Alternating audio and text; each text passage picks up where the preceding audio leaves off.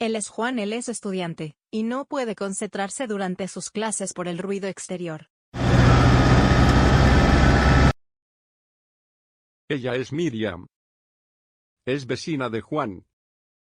Ella usa un casco supresor de ruido que le ayuda en sus clases.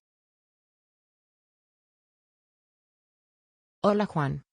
¿Por qué estás llorando? Hola Miriam. Jale un curso por el ruido de mi casa.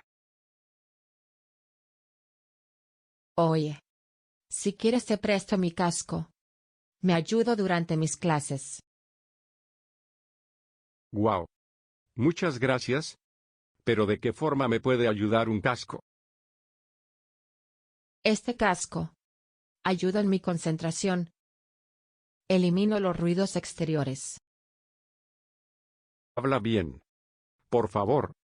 Préstamelo cuanto antes. Y así, Juan pudo concentrarse mejor en clases.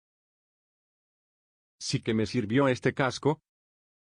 Pude recuperarme de ese curso. Hola Juan. ¿Cómo te fue con el casco? Hola Miriam. Me fue muy bien. Mejoré mis calificaciones. Y mañana me gradúo. Así como Juan. Muchos estudiantes sufren durante sus clases virtuales. La concentración es clave para ella.